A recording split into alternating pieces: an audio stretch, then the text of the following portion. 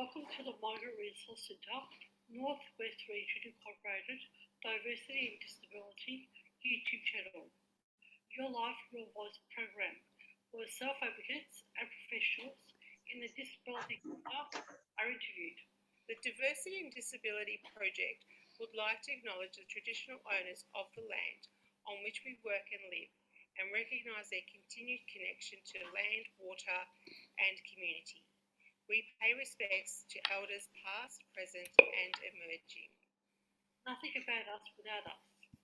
We pay respects to all self-advocates who have worked hard over the years and still working tirelessly for their rights, supporting others with disabilities and human rights for all. This channel is for people with disabilities who aspire to seek self-advocacy role models to inspire change in their everyday lives. Nothing about us without us. Choice and control are central themes. Every interview is as unique as you and I.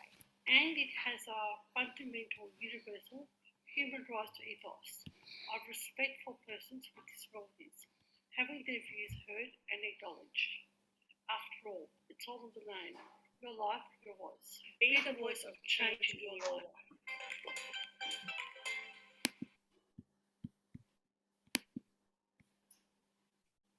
Good morning and welcome to another edition of Your Life, Your Voice.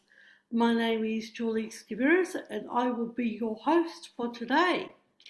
Today I'd like to welcome Andreana Vassallo, who's the Project Officer for the Migrant Resource Centre. Welcome Andreana, how are you doing? Good morning, Julie. I'm well, thank you. How are you? Not too bad, thank you for asking. And good morning, viewers. Hope everyone is well. Yeah, absolutely. So Andreana is here to talk about the COVID-19 strategies, and I'll hand it over to you, Andreana. Thank you very much, Julie. And first, I would just actually like to say we acknowledge the Aboriginal people as the first people and the traditional owners of the land and water on what we rely. And I'd also like to take the opportunity to thank Julie and the channel's viewers for the opportunity to actually appear on this YouTube channel, Your Life, Your Voice, to speak to you about this COVID-19 vaccination initiative project and provide an update as of July 2022. Thank you. Now, I just wanted to say the actual project, the COVID-19, this is what we're calling it, the COVID-19 and flu winter campaign of 2022 has been a focal point for the Migrant Resource Centre Northwest Region Inc. over the last few months, especially with the impact since the onset of winter 2022. Now, the Victorian Government Department of Health has launched the Stay Well This Winter campaign with a TV, radio and media blitz campaign for people to get their flu shot and stay up to date with their COVID-19 vaccinations. You can get both your vaccinations at the same time and book with your doctor or pharmacist. COVID-19 rates are high, and Victoria has recorded more cases of the flu so far this year than the whole of 2022 and 2021 combined. Getting the flu shot and staying up to date with your COVID-19 vaccinations will help you and the people around you stay well. And if you do feel unwell, stay home. Yeah, so over the past, years, we have ads solid rod for Codral, and it's no longer the case. No. So we can't hold on because, as we know over the last 2.5 years, these infectious diseases are very spreadable. So now the messaging is stay at home if you're unwell, and this will help to reduce the spread of respiratory illnesses, including COVID-19 and the flu. Will help to keep the community safe. Yes. So are you able to provide an update, in relation to the COVID-19 vaccinations initiative project? Yes, I can actually say that over the last months, we have been continuing to provide accurate and up-to-date information, facilitate events and activities to promote and increase awareness, break down barriers, educate and dispel any misinformation and fears to help people with a disability in getting their COVID-19 vaccination booster or flu shot. Thank you. So what do you think of the vaccination rates for the week of Monday, the 25th of July, 2022? Okay, so I actually did do a bit of research, and these statistics are actually from the Victorian Government website, coronavirus.vic.gov.au. In terms of the people of 12 years plus in age who are eligible Victorians for their first dose of COVID-19 vaccination, we have a 96.1% rate, which is very good, really. Of the 12 plus eligible Victorians of the second dose, we have a 94.7% rate, which is pretty good, I would say. And of the 16 plus eligible Victorians of their third dose, I think we need a bit more work there. We're at a 69.1% rate. Now, those figures, I actually got those, they were last updated from that website as of Thursday, the 28th of July, 2022. So within a day, I assume maybe, you know, the rates might be slightly a bit higher, but obviously the aim for the third dose vaccination, hopefully we can work towards having more people vaccinated so they can stay well and protected within the, I guess, the world of where we're living with COVID these days. And basically, I should actually also stress, if that's okay, Julie, with you, if anyone does need assistance regarding getting their COVID-19 vaccination, their booster, or their flu shot, we are actually here to help and provide support and transport if needed. And if you'd like to find out about any more in relation to this, you can contact us on 1300 076 044. Thanks. Would you like to repeat that phone number, please? Yes, I beg your pardon. It should be 1300 076 044. And as per usual, you can always contact your disability liaison officer. You can ask your NDIA Slack. So there's lots of ways to make connections if you're unsure, or if you need support with transport and other. Yes, and people can also go to the government website for further information. They can speak to their GP as well in relation to, you know, getting vaccinated as well. And the main message is really, it's to remember to protect yourself, your family, your work colleagues, and the community, and fight the fight against COVID-19 and influenza in 2022. Yeah, what a great message that is. So we know that pharmacies are also a part of the vaccination rollout. Yes. And they have a number of different vaccinations available. So Novavax, I don't think the very first one is available anymore, but you can go to a pharmacy and ask for their advice. When I was growing up, the pharmacy was a great source of information for health-related issues. Mm-hmm. Okay, they're not doctors, but they've got lots of training in pharmaceuticals.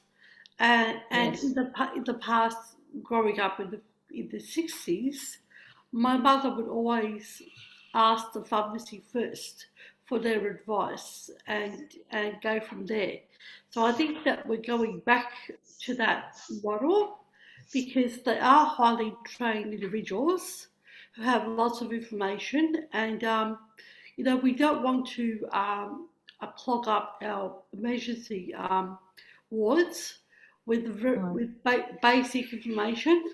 So there's also basically what I tend to do first is ask my pharmacist first.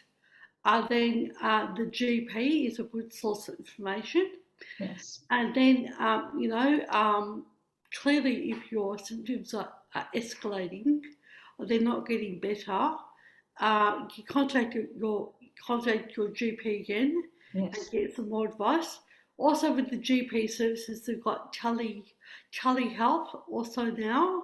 Yes. So if you're unwell, you don't have to sit in the waiting room and make an appointment in the waiting room.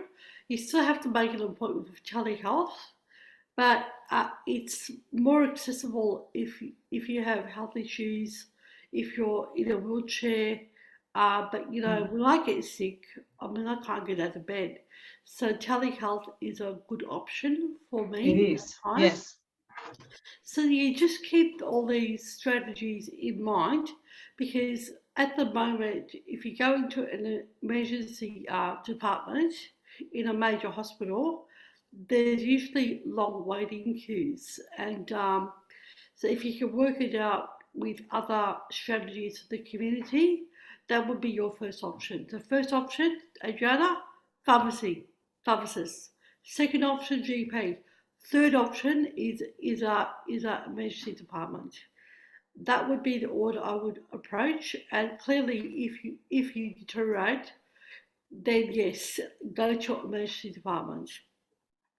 So I think that this is the time where I've got some more information that was actually given to me on Monday the 25th, on rat testing, on actually availability of rats. So I'll just read that out now, because it's probably a good idea. So there's been an extension of free rapid antigen tests, which are commonly known as RATs, for people with disability to the 30th of September 2022. So the availability of RAT tests for people of disability has been extended to September 30th, 2022. Eligible people with disability in Victoria can access 20 free rapid antigen tests per visit from the state-run testing sites and from the disability liaison officers. Carers can also access the test on behalf of eligible people with disability. People with disability are at higher risk if they contract COVID-19, and tests will help ensure earlier diagnosis so they can get appropriate treatment as early as possible. Eligible people include NGOs participants, disability support pensioners, and people with a disability who receive a TAC benefit. Evidence of eligibility, such as an NGO statement or tax statement, is required. Tax stands for, I can't think of it at the moment, it'll come to me. It's the actual body that handles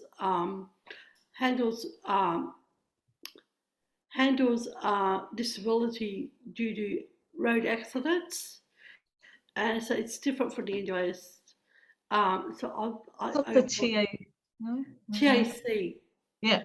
Transport Accident Commission, possibly, but yes, so there's people unable to attend a state-run testing site can contact a disability liaison officer who can help. For more information, go to coronavirus.vic.org.au, get a PCR test COVID-19. Or you can contact, like I said, the disability liaison officer. Some more information about the disability liaison officer is available on the vaccination for people with disability or special requirements page. If you have any questions about the rapid antigen test, otherwise known as RATs, please call the 24-hour COVID virus hotline on 1-800 675 398. That's 1-800 675 398. how about we continue with our interview with the lovely Andreana. Thank you, lovely Julie. I appreciate it. Thank you for that. And that information was very interesting. Thank you for reading that out. What I'd actually like to say was another point that's actually worth noting is that the Migrant Resource Centre is a registered training provider. Our courses deliver a much needed workforce, assisting the demand for workforce created by the pandemic in the disability and aged care sectors.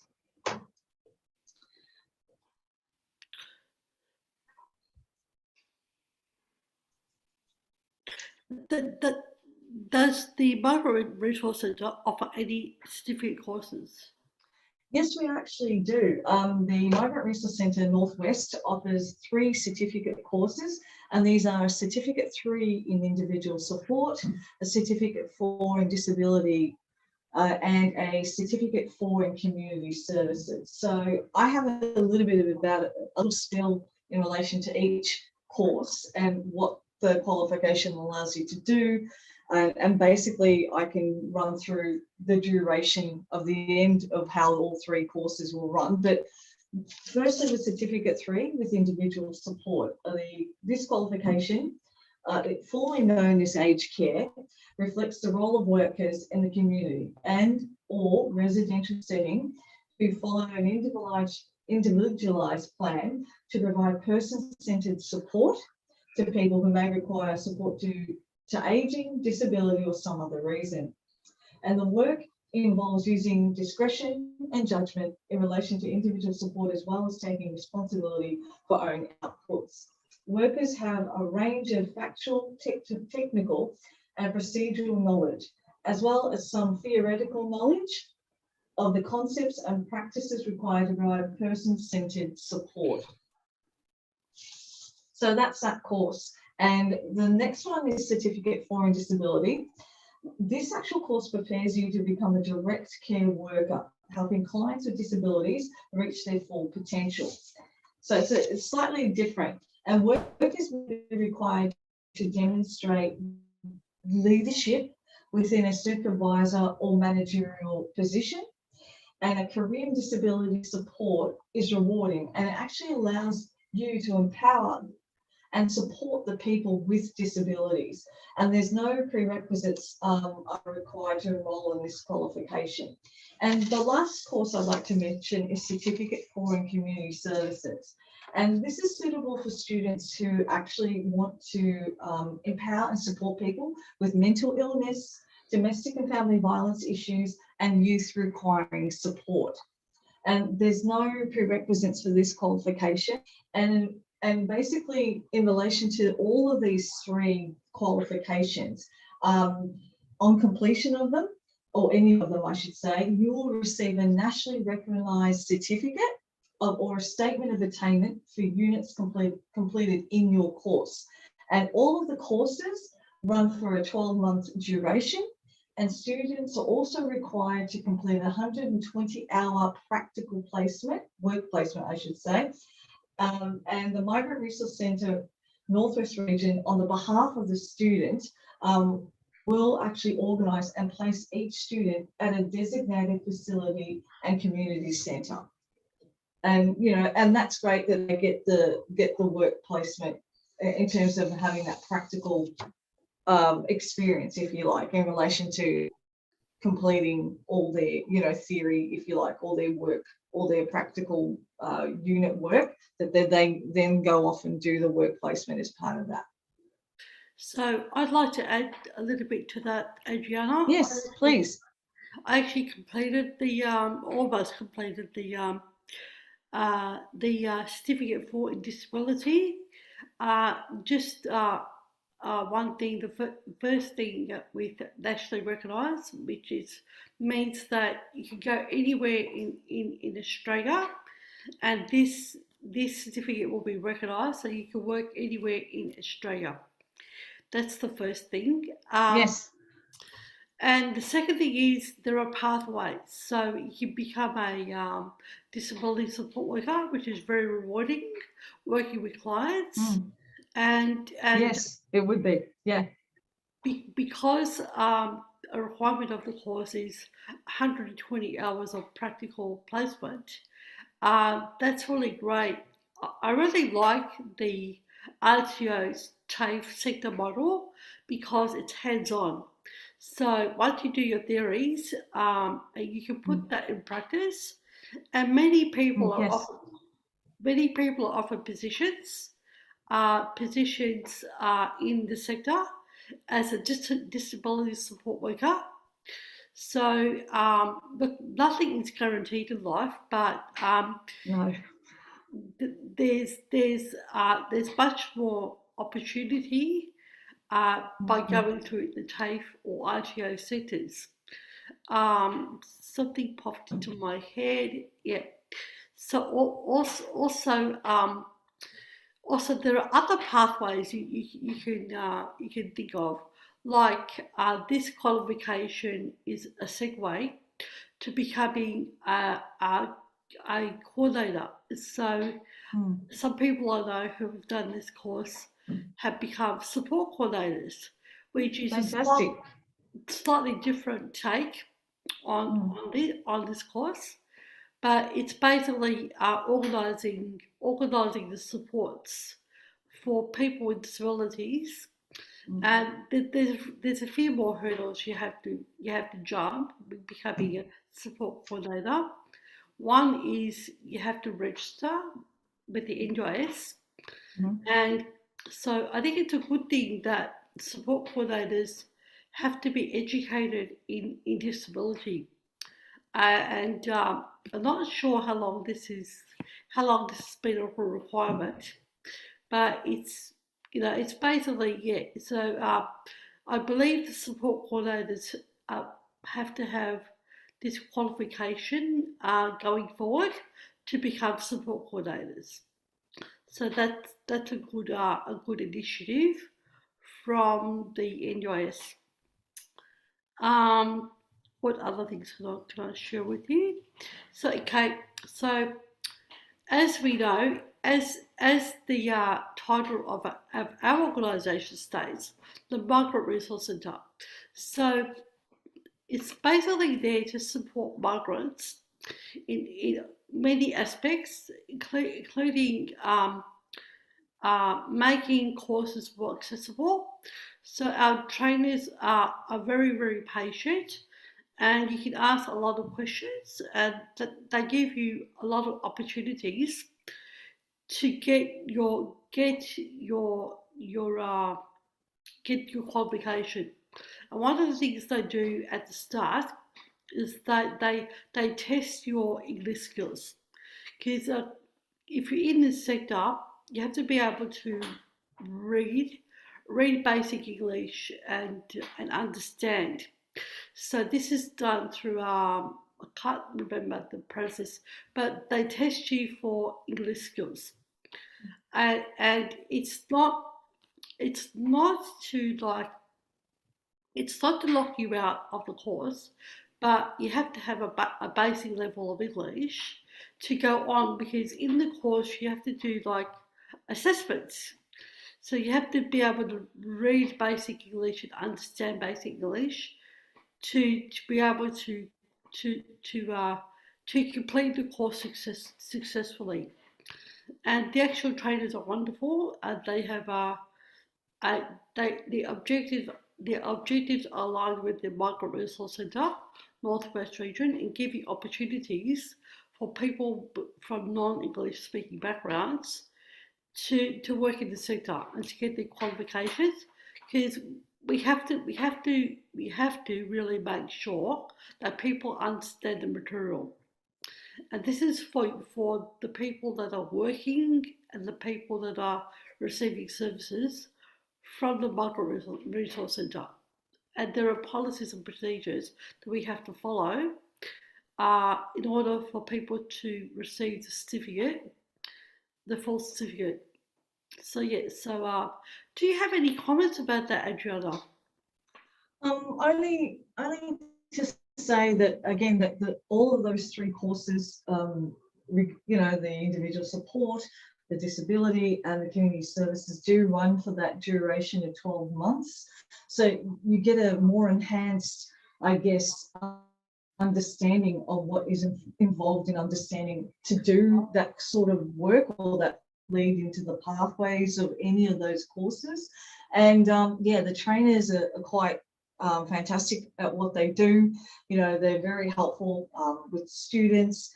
And basically, you know, I'm actually honoured and very humbled to be a part of the process of being able to, you know, see all that, you know, see the students and hopefully get to the point, and you know, and I've seen them get to the point where they get the certificates. So yeah, it's really great to see. So I've actually seen the end process. So people are really happy, you know, that they're working in the sector, Mm. and they get lots of enjoyment. And you know, you even get lots of enjoyment from doing course, because your networks expand, and yeah, and people support each other, and so the MRC is definitely the place to go.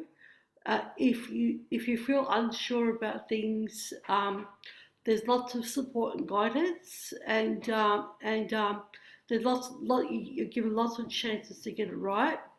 I suppose what one key thing is that you come to the classes.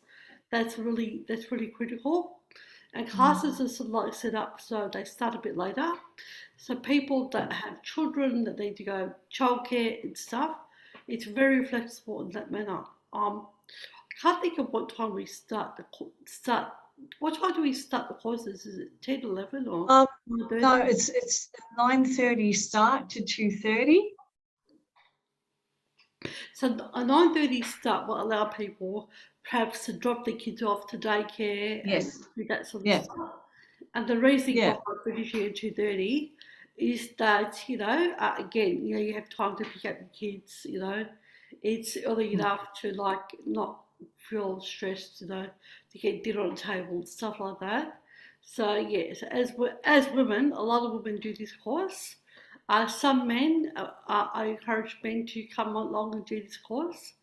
It's very rewarding, but the majority of the workforce that we see are actually women, and men are coming into the sector. More men are coming into the sector, and they're just lovely. I met a lot of the students, the male students, and they're very passionate about, you know, helping. Well, I don't like the word helping. We're empowering the person with disabilities to lead a full life, and that's the whole idea of D&D Your Life, Your Voice, to empower our listeners and the people that we do work with on the ground, in the office, all the things we do in D&D. It's all about empowerment and control, and allowing people with disabilities to have choice and control in their lives.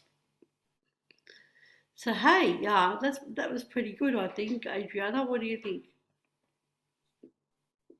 Yes, I think we've done brilliantly today. Thank you, Julie, so much again for giving me the opportunity to be able to speak and give an update in terms of the COVID-19 vaccination initiative. As I said, in our winter and flu, well, COVID-19 and winter campaign for 2022, and also talk a little bit about the courses that we offer, and you know, and just have a chat to you on the wonderful channel that you host, and get a chance to reach out to the viewers. So thank you very kindly. Thank you, Adriana, Project Officer of the Margaret Root Solicitor. Now, this is the end of our program, so we'll just go to the end and Your Life,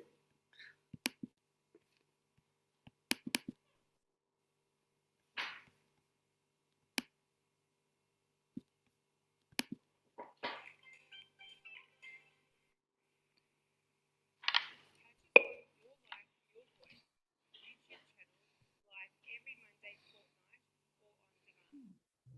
Like your comments and subscription options. Like, like, or. Wrinkle comments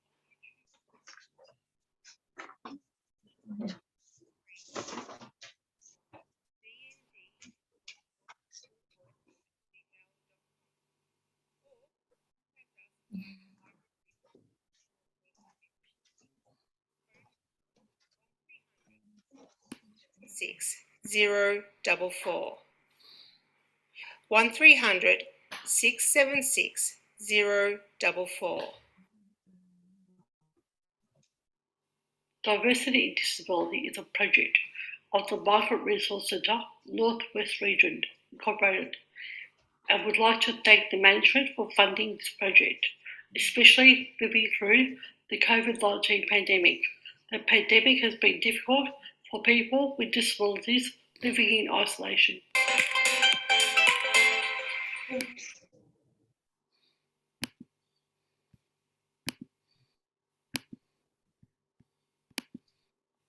Has it